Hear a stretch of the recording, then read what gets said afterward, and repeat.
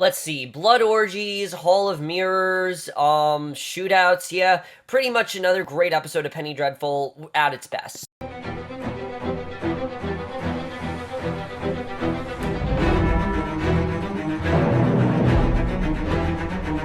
Hey guys, camera for Penny Dreadful, Season 3, Episode 3, Good and Evil Braided B, and holy shit what an episode this was. I mean, Penny Dreadful is a very scary show, it's very creepy. There are a few reasons though why I think it's the best horror show on TV, and episodes like this are the reason why. There are not many shows that could get away with what this episode did. There were so many creepy scenes this episode, so many great scenes this episode, and just so many great examples of how to create suspense and horror and true terror, and by far the best episode of the season, one of the best episodes of Penny Dreadful, not one of the best episodes ever, but definitely a great horror showcase, definitely. But let's just get into this episode because there's a lot to talk about, and I really loved pretty much everything about this episode.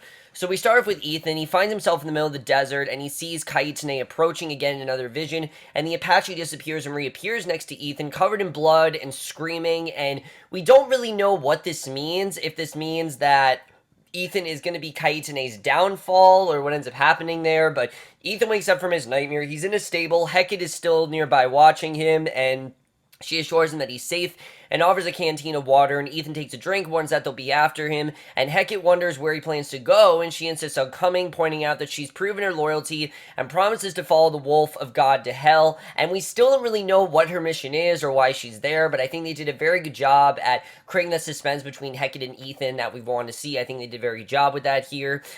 We then go, so I thought that was a very good way to start the episode. I really did enjoy that, and basically, you know, some really great stuff between Hecate and Ethan. I'll get into that later though, but we see in London, Renfield is writing Vanessa's name over and over in his journal, again because he's trying to get information out of her and basically become obsessed with her, and inside Seward's office, Vanessa paces back and forth, and we get this great scene where she's complaining that Seward is judging her much like the cut wife was, and she keeps comparing Seward to the cut wife, and she asks if Seward believes her, and Seward wonders which part of her story she does want her to believe, because there's so much information she's throwing at her, a lot of it doesn't seem plausible, and she doesn't know really what she wants her to believe, and she says that she believes it because Vanessa believes it, and says that she is full of pain, and I've said it before that I really think we are going to get into Seward's personal pain, because there's clearly a lot more going on with her.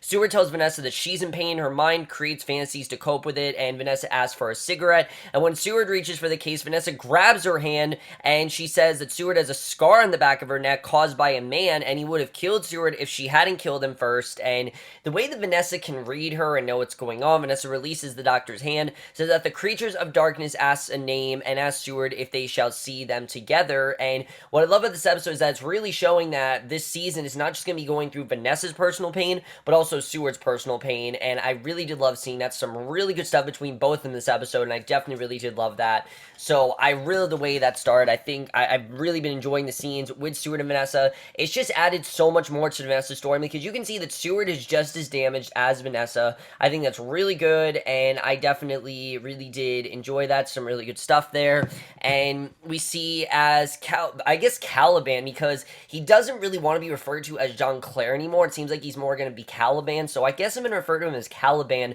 for the rest of this season. We see he travels back to London. He remembers more of his time when he was a man with his son, Jack, and wife, Maggie, and I love seeing this because, again, it's reminding us that Caliban once was a real man, and that he wasn't this creature forever. He was, in fact, a real man. He does have memories, and this really makes us look at Caliban in a new way. I mean, we saw him last year as that man, Jean Claire, and how he tried to form relationships with Vanessa and whatnot, and how he liked that other girl, I can't remember her name, but he liked her, and he remembers looking out the window. He sees a Chinese dragon in a parade, looks up to realize that he is on a carriage heading into the city, and a salesman riding him with which makes small talk and asking if Caliban has any family in London.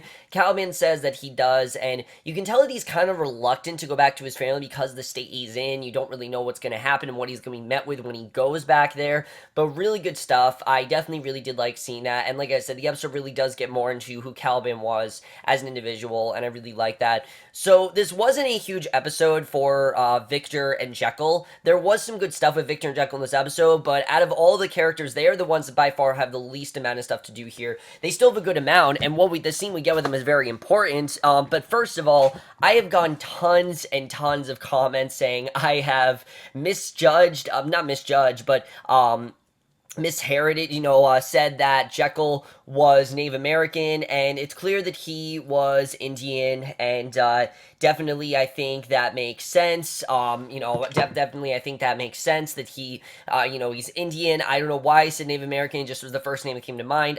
He's clearly Indian, and I just want to clarify that right away. I did know he was Indian. Native American was the first name that came to mind, and I'm sorry about that. So, at Bedlam, Victor questions Balfour, confirms that he is insane. As Jekyll looks on, Victor asks if Balfour remembers being sane when his insanity returns, and Balfour admits that he doesn't because, as we know, Jekyll was able to give Balfour that medication that made him suddenly sane, and now Balfour's back to being insane. And Jekyll's serum wears off, Balfour returns to his deranged state, and it's a crazy scene. The attendants take him away. Victor insists that each of them are good and evil combined, which is really where this episode, I think, gets its name from, is Good and Evil Braided B. And, I mean, Victor really does have a point that everyone really does have a little bit of good and evil in them, and I think we've seen that throughout the series. There is no character in this show that is all the way good or all the way bad. Even characters like Caliban, they have good in them, and even characters like Dorian and Lily have good in them, which we'll get into when we get to them. But basically, Jekyll doesn't really believe it that way. He feels that, you're only truly good or truly evil, and insists that in the end,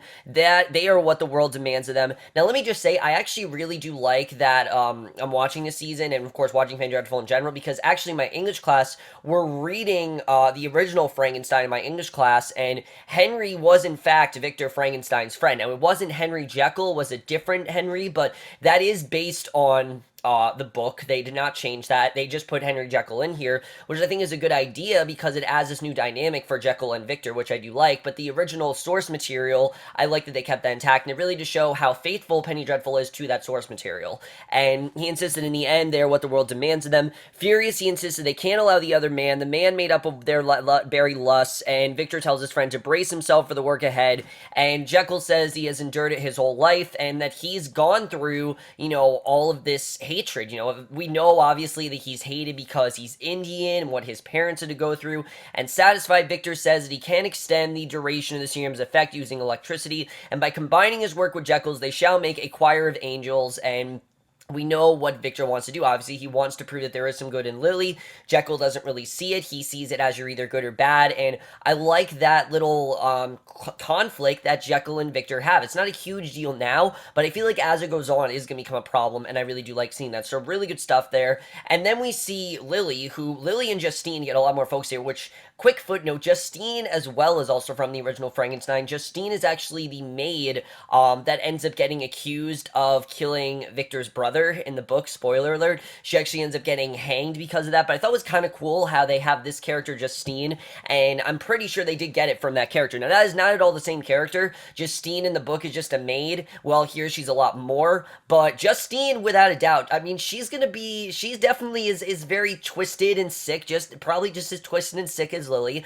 If you thought Justine was the innocent girl that they made her seem like she was in this episode, she definitely is not that innocent girl. We definitely see at the end of this episode, she is not an innocent girl, and she's a lot more capable than we think she is, and I really did love seeing that, because I really did not want to see Lily in this innocent girl, and I like that Justine is not an innocent girl. We see Lily is at a cafe with Justine, she's staring at a man at another table, and Justine's new mentor says that all men are slaves to their desire, but tells the girl that Dorian is not a man like other men, which is true. We know that Dorian is many things. He basically falls in love with anything, and that he's not just, he takes many forms, things like that, which I think is very interesting. And one Justine says that she's never known a man who didn't want to have, fuck her or beat her, because that's what she's used to, is that every man seems like they either want to have sex with her or they want to beat her. She's never known a man like Dorian, because Dorian did not just want to have sex with her immediately. And Lily says that she knew one, Ethan, and it really does show that Lily does remember who she was as Brona, especially because of what she wants to do with Justine and how she wants to help Justine. Because if you remember, Brona was a prostitute. That's who she was, and I like the way that they're keeping, Lily remembering Brona, but she still wants to be referred to as Lily. She doesn't want to be called Brona. She refused to say what happened to him, but Justine insists that she is Lily's, and as Lily starts to answer, a group of suffragettes come by, which I thought was a very good scene because it really goes in context with what Lily is doing. Just like Lily and Justine are trying to make women a lot more than just sex symbols, the suffragettes, of course, that's all about women women's votes, and the police drag them away. It's a very realistic interpretation. Lily says that the suffragists seek equality while they seek the quiet accumulation of power. A very well done scene. I love the way that was done, and when they have that power, they will then go to war, and I really love that. I thought there was some really good stuff there, and like I said, I like the context between what Lily and Justine are trying to do, and then what the women's votes are trying to do. I thought there was some really good stuff there, and I thought there was some really good context with that. So, really good. I really do love where they're headed with Lily and Justine. I like seeing the journey that these two are going on, and I like that Lily really is trying to help her. She's trying to help her realize what she's getting into, what she really wants to help her do, and I think they really did a good job of showing that with both of those characters. And again, like I said, I like that she does have those memories of Brona intact. I don't know if she necessarily remembers her name as Brona, but she clearly remembers a good portion, because remember how she was introduced when she was Brona. Ethan approached her, and those two, they started a relationship. It didn't really, Brona seemingly died, and then she was reanimated as Lily, but she always had those memories of Brona intact, and we just never really noticed till now, and I think it's really good the way they showed that. So we then go back to the U.S. We see Malcolm and Kaetenay are taking a train across the desert. Malcolm finally asks Kaetenay why he came to find him, which is a very good question because, we've known for a while Kaetenay has been following Malcolm, but I love that Malcolm finally asks, why are you following me all this time? And Kaetenay says that Ethan trusts Malcolm with his life and that a deeply scarred woman has found Ethan. And the only person I can think is that he's talking about is Hecate. Now, Hecate isn't deeply scarred, though, but Malcolm does say that the woman is a witch, and Kaetenay says they must find Ethan and kill anyone who stands in their way. Here's the thing, though. We don't know a ton about Hecate. All we know is that she was the daughter of Evelyn, and that she seemed to ally with Evelyn because, Evelyn convinced her that, but we don't know what else is going on with her. And I feel like this season we are going to go more into Hecate's past, maybe more what happened to her, and it seems like there's something more with Hecate that we don't know. Kaetenay says that they must find Ethan and kill anyone who stands in their way, because obviously they're going after Ethan, and we know Ethan is the Apache, and the Apache is what Kaetenay needs, and if they don't, then a terrible end awaits them all, and the darkness will overcome the earth, and only Ethan, the Apache, can save them. And I feel like we're getting more clues as to what that Apache is, because we heard the word Apache last week. I'm like, what the hell is the Apache? And now I think we have a good idea of what it is, that Ethan basically is the savior, the Apache is the savior, and Kaetenay knows because he has seen it. He has seen these visions of him and Ethan, and now we know what those visions actually mean. This isn't Ethan picturing Kaetenay, this is Kaetenay picturing Ethan, and I think it's a very interesting way we saw that. So two men approach the travelers, tell Kaetenay that the train is for whites only, and of course Kaetenay, just like Jekyll, he is Indian, and Malcolm says that Kaetenay is with him, advises the men to consider or he'll kill them, then quickly back off and walk away. Kaetenay says nothing. Malcolm goes back to looking out the window, and really powerful stuff overall. It really does show that they back off, and I love that scene because the thing with Kaetenay is that he knows a lot of what's going on. He knows what men to trust, he knows what men not to trust, and the way he was able to get them out of that situation I thought was crazy, and they quickly back off, walk away. Kaetenay says nothing. Malcolm goes back to looking out the window, and it really makes Malcolm more of a hero. Malcolm's been a hero before, but I like he has Kaetenay by his side, because Kaetenay really is this badass character, and I really am loving Kaetenay's character. Remember when they first introduced him, I didn't really know how he was going to be, but I really love what they did. I love what they did with Kaetenay. I thought they did some really good stuff there, and then we get some really good interplay between Ethan and Hecate that I really enjoyed. So with the knowledge of what Kaetenay said, Hecate and Ethan's scenes are even more important, because clearly there's more going on with Hecate than we think, and I think we get some very good scenes between them in this episode. We see Ethan considers the distance they have to travel. Hecate assures him that their horses won't die along the way. He warns her that there is no mercy in the land or in himself for her, and that really she has no business being there. But Hecate tells Ethan that he knows she's there for a reason, even if he doesn't know what it is yet, and that's something I love, is that we don't even know why Hecate's there. We've just known that since the first episode of the season, Hecate has always been on board, and we've never really known why. And Ethan says that his Apache father taught him to believe in things that they couldn't understand, and concedes that Hecate is one of those things that he just doesn't understand, and there are reasons why she's there. He just doesn't understand those yet. And they go to get horses at a nearby ranch. The rancher draws a gun on them. When the rancher's wife calls to him, Hecate cuts his throat, runs inside, kills the wife as well, and just like Kaetenay, she's killing anyone that gets in Ethan's way. So clearly Kaetenay and Hecate, they're more connected than than we think, and she goes back to Ethan, says that what's done is done, and asks how many corpses he has left in his way. Hecate then walks away smiling, and like I said, I think we had some very good scenes between these two. I like what they did with both Kaetenay and with Hecate in this episode. It really shows these two are very similar, but clearly there is a reason why Hecate is there. We just don't know what that is yet, and I really did like seeing that. So some really good stuff between those two. Meanwhile, we see at the saloon in Casket Bell, we see Rusk, his junior, and Ostow find the corpse that Ethan and Hecate left. Rusk notices the owner's body, and he points out that he was nearly killed while the others were butchered and cannibalized, and that he's not getting killed, and they figure that Ethan had help, and Ostow demands to know the truth. Rusk insists that he's chasing Ethan because it's his duty. You know, that this has been his mission for 2 seasons now, is to catch Ethan. He just can't catch him, and he leaves the saloon, and as they go, he advises Ostow to start believing in the occult, start believing in the idea of the occult, which, the occult is basically, I believe, means knowledge is what it means, something like that, but very interesting. No, it means fear, actually. Fear of the unknown. Start believing in the fear of the unknown, not knowing really what's going to happen, and that they really should be scared of that, which I think is a big part of this episode. I really do like where Rusk is going, and especially because, you know, you do kind of feel bad for Rusk, because this has been his mission. He's kind of like Javert in Les Mis, if I had to compare him to anyone, in the sense that he always seems so close to catching Ethan, but he, for whatever reason, just can't catch him, and it's a very similar arc to that. But what I like about this is that this has been his mission. He's not as, I think, merciless or as evil as he is. In fact, I don't see Rusk as evil at all. I see him as completing a mission, and that he just can't complete it, and I feel really bad for him because of that. So I really like what they did with Rusk in this episode, and I like what they did with Ethan and Hecate as well. Really good stuff there.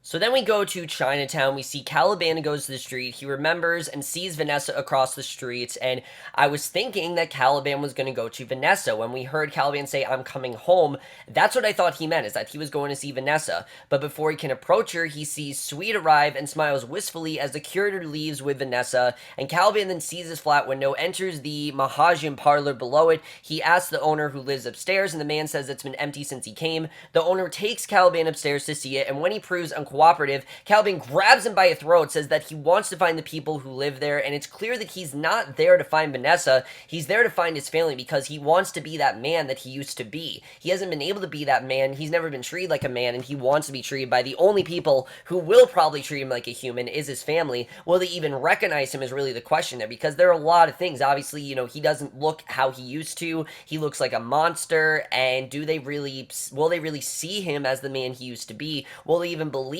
that he's the man he used to be, which is very interesting.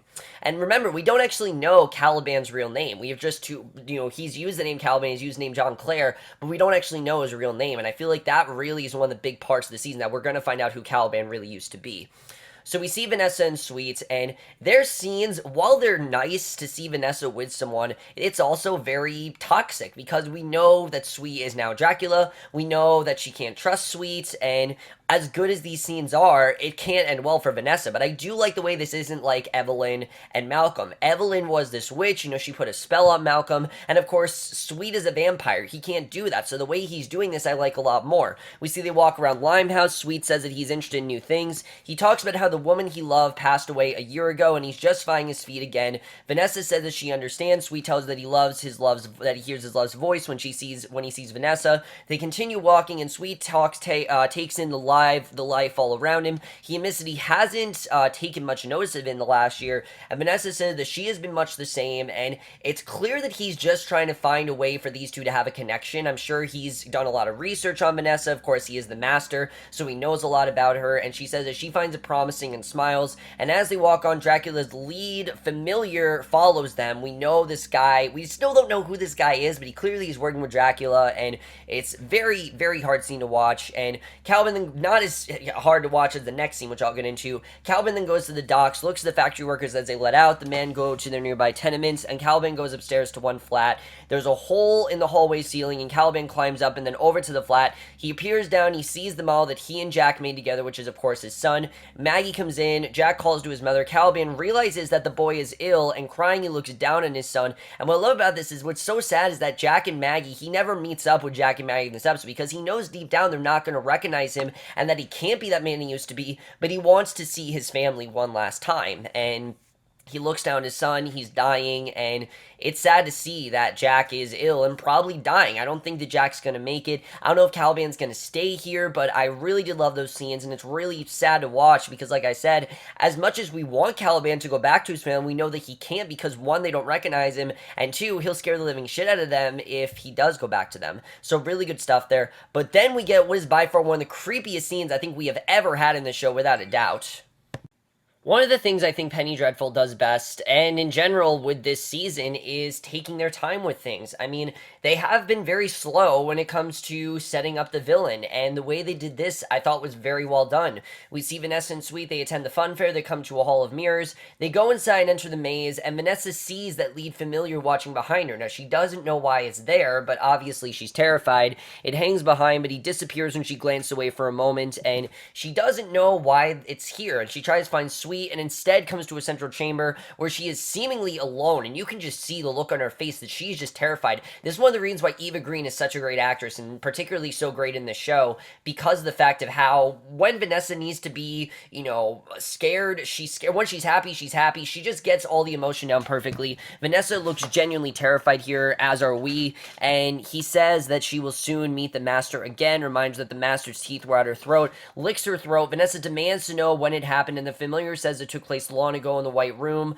where there was no time, and we don't know what the White Room was, and the familiar suddenly looks up in shock, drops to the floor, crawls backwards out of the chamber, and this really is a awakening for Vanessa that she didn't really want to have to go through. I mean, the fact that she has to encounter the Master again, she thought she was done with this, she knows she was getting the therapy, but she did not think she'd have to face the Master face to face again, and it really does scare her, and the way that scene was done, I think was fantastically choreographed, just everything about that I loved, and it really just showed how great the show handles suspense, and the fact that there's no actual, jump scares, and there's no actual, blood or anything, I think was very well done. I really love that, and a really great scene. I really love the way they handled all that. Really, really terrifying stuff. Eva Green killed it, as did that lead familiar.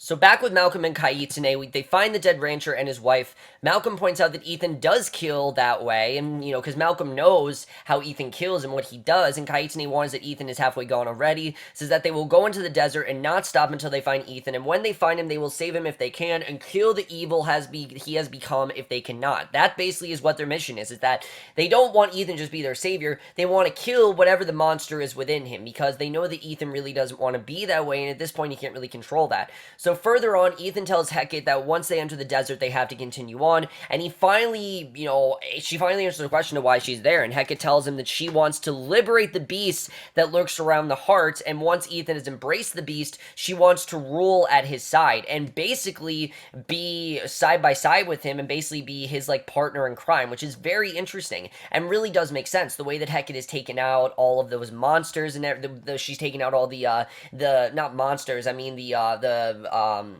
marshals, the way she's taking out all the sheriffs, things like that. Now we know why, is that she wants to kill side by side with Ethan, and Ethan says that he may not, he may not someone at his side, he may not want someone at his side, and Hecate says that he wants someone like Vanessa, and that she can be like Vanessa, and as he snarls at her to not speak Vanessa's name, he clearly is not interested, it's not that he's not interested, I feel like he's ashamed of himself, that he doesn't feel like he belongs with someone like Vanessa. Salesmen open fire on them from a nearby ridge, Ethan and Hecate get to the horses and ride off. And again, if you really think about it, Ethan's the only one that's not staying in contact with anyone. I mean, we know that Malcolm and Vanessa have written letters back and forth. Victor's kind of isolated right now. Ethan's the one that really hasn't really mentioned anyone. And Rusk says that he wants Ethan alive if possible because he wants to take him alive. And as Astow and his men mount up, Rusk watches Ethan ride away. Unfortunately, once again, he could not get him. And it really is crazy that he just can't catch him for whatever reason. He can't catch him, and really, really crazy stuff there, but I love the way that was just a small conversation that turned into this huge shootout, and it really just showed that these two, they're going to become basically, I'd say assassins is what Ethan and Hecate want to do, and that she wants to be kind of like his partner assassin, which I really did like seeing. And after Vanessa then finds Sweet, they go to a tea shop. He asks what happened. She finally says it's impossible for the two of them to be together because she knows that this master wants her, and Sweet insists that he knows nothing's impossible, but Vanessa says it's too dangerous and leaves, and I love this because Vanessa's not stupid. It again reiterates the fact that Vanessa's not as gullible as Malcolm was. Malcolm wanted to believe that there was a woman that loved him, but Vanessa knows that obviously this master is hunting her down. Sweet is obviously connected to that. She's not going to hang around him. And the doctor stares after her, shatters a teacup in his grasp. And what I love about that, you guys know in the intro and in this video as well, that in the intro we see someone shatter a teacup. And we finally see that scene here where they shatter a teacup in his grasp. And the doctor, to her, seems upset, but we know he's really annoyed because he wants to get to Vanessa. He obviously needs her. You know, Dracula wants her, and a gentleman is walking down the street. Caliban drags him into an alley. Caliban then takes the man's wallet, watches him walk away, and then we get one of the most startling scenes in Penny Dreadful history. Now, it's not that that mirror scene wasn't startling, but this scene is even more startling than that. Once again, this next scene shows how scary Penny Dreadful can be and how well they handle suspense. We go to Dorian's manor. Dorian tells Lily and Justine that in the Dark Age, nuns cut off their breasts and pledge themselves to God to prove themselves. He says that they're all tested in one way or another. He walks over to a naked man tied to a chair, and Justine recognizes this man as the proprietor who bought her when she was 12, and you can tell that she has this deep hatred for this man, but she's always been kind of scared of him, and he used her as his personal whore, then whored her out when he grew tired of her, and he really put her through hell. And Dorian offers Justine a dagger, and we know Justine pretty much all her life has just kind of accepted this, like she's just kind of gone along with it because she's been deadly terrified, and she takes the dagger, and basically Lily tells a girl that once she makes her pledge she can never go back, and they want to really know if Justine really is for this, if she's actually going to do what they want her to do, if she's actually going to kill this man. And finally that inner rage in Justine comes out. She takes the dagger, and she does even more than what Dorian and Lily thought she'd do. She eagerly cuts her proprietor's throat and basically drives the dagger into his body over and over again until he is, of course, dead. And it's a terrifying scene, just knowing Justine had this beast within her. Dorian then goes over and strokes Justine's blood-covered face. He kisses her, and then the two of them and Lily, covered in blood, have this, like, blood orgy. It's crazy to see, but again, it really just shows how Penny Dreadful can find the beautiful in such a crazy and scary scenario. It's really crazy, but it does make sense. I mean, Justine's now done what they want her to do. This is how they reward her. Really startling stuff, but it really, you feel like Justine really is like, you feel heroic for her, but at the same time you feel like she's in this wrong place. I mean, I really don't know how to categorize it. At the same time, it's disgusting, but and you know, on one hand, it's kind of beautiful as well, but on the same time, it's really disgusting. So, like I said, I don't really know how to categorize it, but really crazy stuff there. I love the way that scene was done, and again, it really surprises me still how much Penny Dreadful can really get away with, because other shows, if they would do that, I'd say, oh, that's weird, but Penny Dreadful really does the same thing that Hannibal does, where Hannibal would always find the love in blood and gore, and I think Penny Dreadful does the same exact thing, and that's one of the reasons why Hannibal and Penny Dreadful, both of those shows are some of the best horror shows to, I think, ever be on TV, and this is a very good example of why that is. Now, before I get to the next scene, I do want to say I love the score in that scene as well, because you can really tell that this really is very startling, and like, it's like, oh my god, I'm actually seeing this. I mean, the way that was done was great, but then we get to this next scene. We see at the empty warehouse, the boy familiar is waiting, playing jacks while the lead familiar watches. Dracula whispers out of the darkness, saying that the lead familiar approached Vanessa. The master throws the familiar across the room, says that when the time is right and Vanessa's helpless, then and only then will they have her. Then they can't have her any other time. He then tells servants to feed. They tear the lead familiar apart, and since the lead familiar obviously did not do what they needed her to do, they got him away. He kills that lead familiar, and really crazy stuff. But again, this is Dracula. We shouldn't be so startled by how powerful Dracula is, because we know what Dracula is capable of, but that was crazy to see. I love the way that scene was done, and of course, that inner rage within Dracula, Sweet, whatever you want to call him, it obviously, you know, the lead familiar, he took him out. The next day, Jack's heavy breathing wakes Maggie. She checks on her son, sees the money, and watches on the table. Caliban watches from above and smiles, and again, it's sad because, you know, the Caliban, he does want to see his son, and in many ways he is, but he can't actually see them face to face, which is the saddest part about it. So, right after that blood orgy, in Dorian's chamber, Lily says that to build an empire, they start with a single soldier. She tells Justine that she's the first, and that there's going to be more, the disgraced and the powerless, the shunned and hated, and once they have their army, they will be no man's pets. So, Justine is only one of the few. They're going to get other women, and the fact they're creating this army, it's not something something that I think we're surprised about, because I think that, Lily already said that she's creating this army. We've known this since the finale, that they are going to create an army against Victor and against anyone else that wronged them, because Victor did, of course, wrong Lily, and that's like the first step. So I really love seeing this. I love the way this is headed. Again, it's really creepy, but I love the way that that was done. And then we get the final scene in this episode. We see at Seward's office, Renfield listens from his desk. A fly lands nearby. He quickly snatches and eats it. I don't know where that came from, but that was crazy, the way that he just ate this fly. I think it's the first sense, though, that Renfield is not human. There's clearly something more going on with Renfield. Now, I don't know anything about Renfield, and I don't want to know anything about Renfield. I know that he is a lead character in Dracula. Again, I know a lot about Frankenstein because I'm reading it, but I don't know anything about Dracula, and I don't want to know anything about Dracula. I know that Renfield, though, is a lead character in that, and it's clear to me that he is definitely not human. Now, what he is, I don't know, but I think this is really the first sense that Renfield's not human. And inside, Vanessa asks Seward to hypnotize her, and Seward warns against it because she knows what this could do to her, and explaining it's a new science. And Vanessa says the familiar must have been talking about the banning clinic, because of course the familiar talked about this white room, and now we know what the familiar was talking about. Remember, we haven't seen we've known Vanessa been locked in this room and very confined. We don't know what happened before that. We find out she's been talking about this banning clinic and the white room where she was kept. The records show the banning treated Vanessa with hydrotherapy and psychotropic drugs and performed brain surgery and all this really crazy shit. And it really does make sense why Vanessa didn't want this therapy, because it's clear the last therapist really affected her. Vanessa figures that it must be the room where she met the master in the past and begs Seward to help her remember. Seward warns that the mind protects itself from what it doesn't want to know, and the emotions can be very raw, and she really doesn't want this to have to happen. And, she doesn't want her to have to go back to them. Vanessa insists, and Seward reluctantly agrees. Seward begins the procedure, warns that she can only facilitate Vanessa's decision. She hypnotizes Vanessa, then regresses her back to her room at the banning clinic. Vanessa describes the room where she was confined and how only the attendants came in to bring food and take her for treatment. She finds herself back in the padded room, and an orderly brings her meal. Basically, she's now remembering those dark days and what she had to go through, and that's how the episode ends. And overall, guys, really crazy stuff, but let's get more into this episode and my predictions for next week's episode. So like I said, to me, this is Penny Dreadful at its best. I mean, between the mirror scene and the blood orgy, there are a lot of scenes in this episode that honestly I think are going to remain as classic. Like, when we think of Penny Dreadful, there's going to be some of the lead scenes we think of, and like I said, the blood orgy, that's just classic Penny Dreadful. It really is. I love this episode. By far the best episode of the season.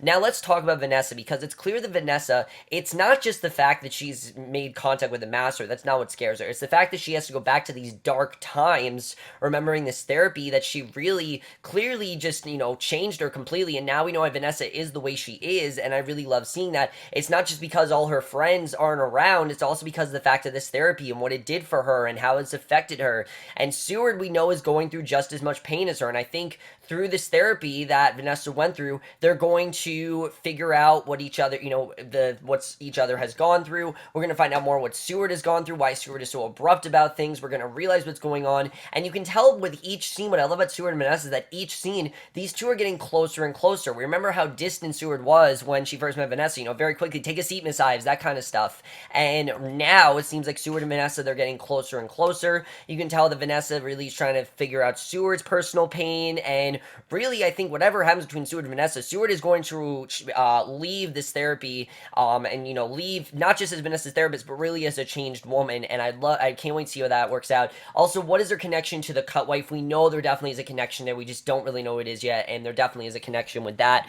That's gonna be very interesting. I love this direction with Ethan and Hecate, the fact that Hecate wants to basically be, I'm gonna say assassin, because that's really the only thing I can think of, is Ethan's assassin partner in crime that she wants to kill like Ethan does, while Kaetenay wants to tame that beast. Hecate wants him to embrace that beast, and now I think Ethan's really torn, because like I said, while Kaetenay wants to tame it, Hecate's telling him to just, accept that he's this beast. And really, I think Ethan's trying to figure out, should I accept it? Should I tame it? Should I enjoy what I'm doing? Should I not enjoy what I'm doing? I think Ethan's really confused right now, and I really like the way that's going. And that's something that Vanessa didn't necessarily understand, and Hecate does. And that's one of the reasons why I think they're showing that Hecate is the better woman for Ethan than Vanessa ever was. Not that Vanessa's not just because she's unstable and she can't really be with a man, because we know how that turns out, but also because Hecate, she clearly knows a lot more what Ethan's going through, and she knows how to get him to embrace that beast. And I really did like seeing that. I thought there was some really great stuff there. I like that we got more between Kaetenay and Malcolm. I like that we know more what's going on there and why Kaetenay's following Malcolm.